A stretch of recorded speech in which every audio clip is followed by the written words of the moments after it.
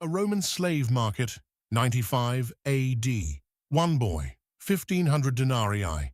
He can read and write. Next to him, a scarred farmhand, 500 denarii, one-third the price.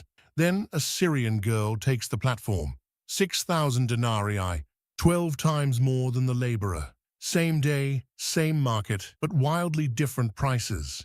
How did Romans calculate the value of a human life? And what do these numbers reveal about the empire that ran on slavery? Romans loved paperwork. Every slave sale came with contracts and receipts, delivery confirmations, not for goods, but for people. Thanks to this bureaucracy, we can reconstruct their entire pricing system. We're focusing on Rome's peak slavery period, 1st century BC to 2nd century AD.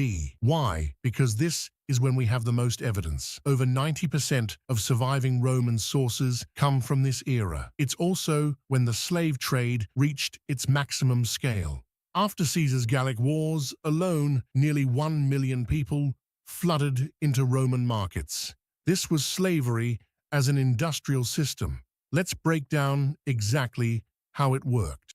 Romans judged slaves by ethnic stereotypes as ruthlessly as modern consumers judge brands. Greeks, educated, cultured, docile, perfect for teaching children or managing households. Premium pricing. Gauls and Germans, strong, tough, rebellious, ideal for gladiator training or hard labor. Germans were considered more loyal.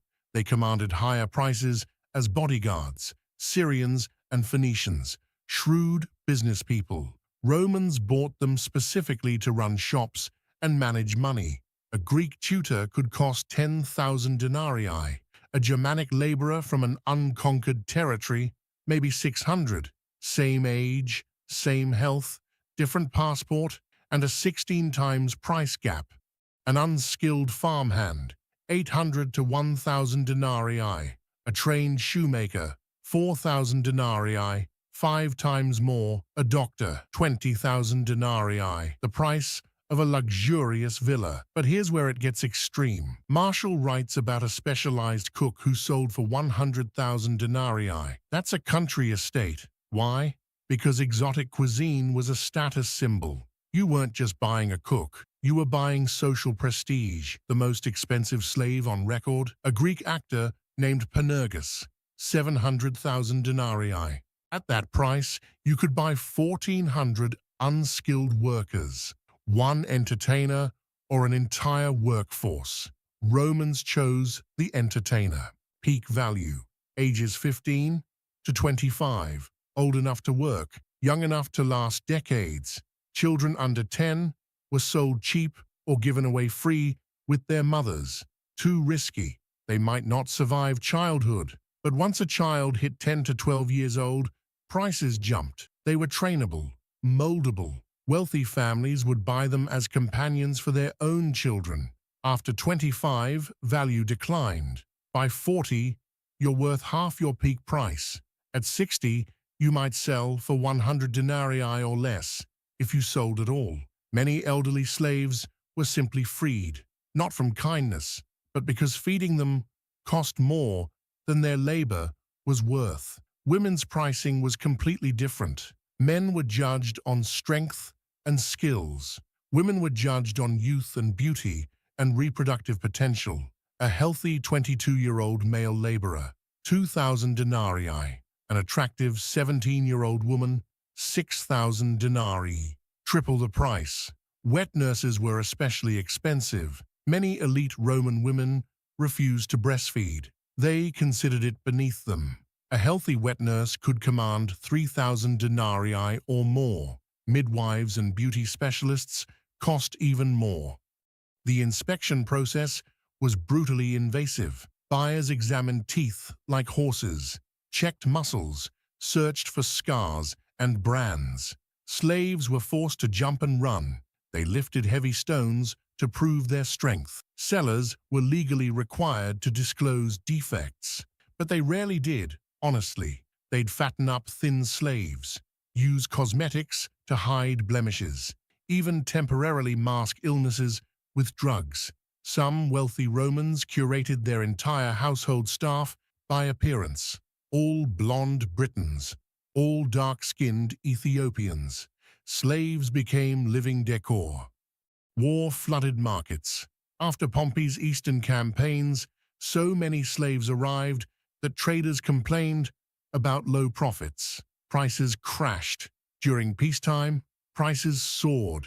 By the 2nd century, AD conquests slowed. The market shifted to breeding programs and border trade. Location mattered.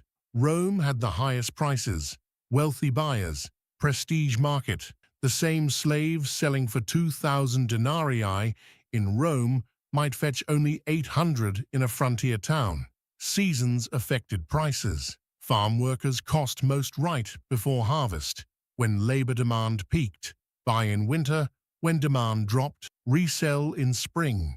Traders made fortunes on these cycles. Let's put this in context. A Roman legionary under Augustus earned 225 denarii per year. By the late 1st century, that rose to 900. What could you buy? A basic tunic, 15 to 30 denarii. Yearly apartment rent in Rome, 40 to 100 denarii. A large house outside the city, 5,000 to 20,000 denarii. Now compare that to slaves. Average unskilled male, 1,000 denarii, slightly more than a soldier's annual salary. Skilled tradesman, 3,000 denarii, 3.5 years of military wages. Attractive young woman, 6,000 denarii, 7 years of a legionary's pay, or the price of a modest suburban villa. Slave physician, 20,000 denarii, a luxury estate. These weren't pocket change purchases. For most Romans, buying even a basic slave required serious financial commitment or going into debt. Roman currency conversion is tricky. Depending on the method, you get wildly different results. Silver content, grain prices, wage comparisons. 1 denarius could equal anywhere from $2 to $200 in modern terms. It depends on what you're comparing. That's why we showed you what denarii could actually buy in Roman terms, because that's what matters. Not the modern dollar equivalent, but what it meant in that world. Behind every price tag was a real person, a child torn from their family, a skilled craftsman forced to serve a new master, a woman sold into exploitation. The market was cold, calculated, brutally efficient. The system adapted and evolved, but its core remained unchanged for over 1,000 years. People bought and sold, counted in coins, recorded as property in household ledgers. Rome's slave markets weren't an aberration. They were the economic engine that powered an empire.